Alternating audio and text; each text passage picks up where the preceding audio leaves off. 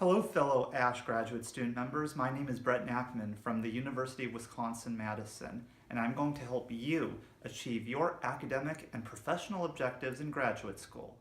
First, we must ask ourselves the question of why are we even developing an objectives list in the first place?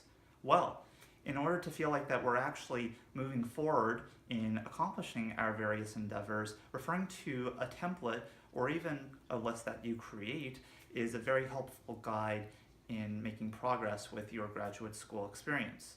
One format I like to use, and you may even use it on your own, is following a SMART goals list, which stands for specific, measurable, attainable, realistic, and time-bound. And you can customize it according to whatever your objectives may be. So let's go through an example. Let us say that an objective of yours is to develop a complete research study. Your idea to analyze the stressors that impact faculty members in business programs at for-profit universities. Fantastic. But how are we going to make that happen? Let's apply the SMART goals. First, in regards to the specific, identify the types of details you want to examine.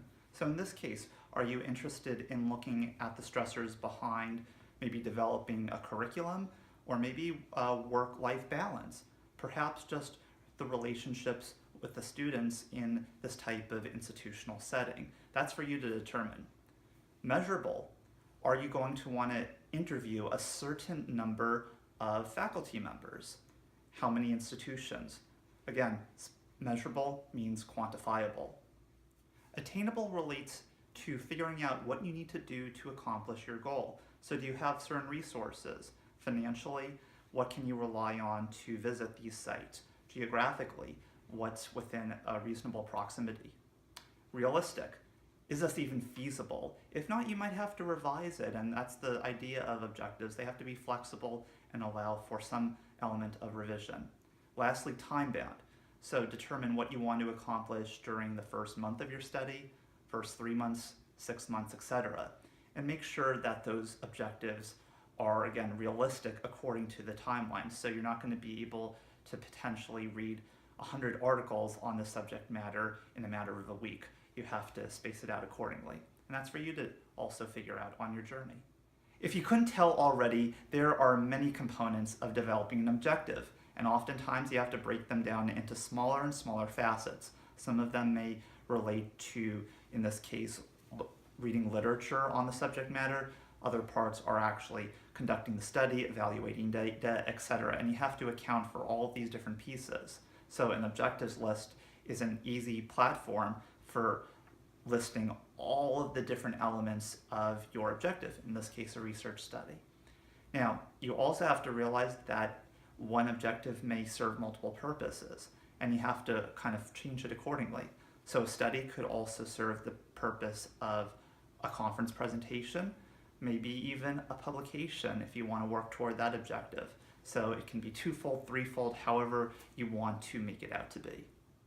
Once you have created your objectives list, whether this be at the beginning of your graduate school journey, during the summer, even toward your dissertation, it doesn't make a difference. What is important is that you gain a support system.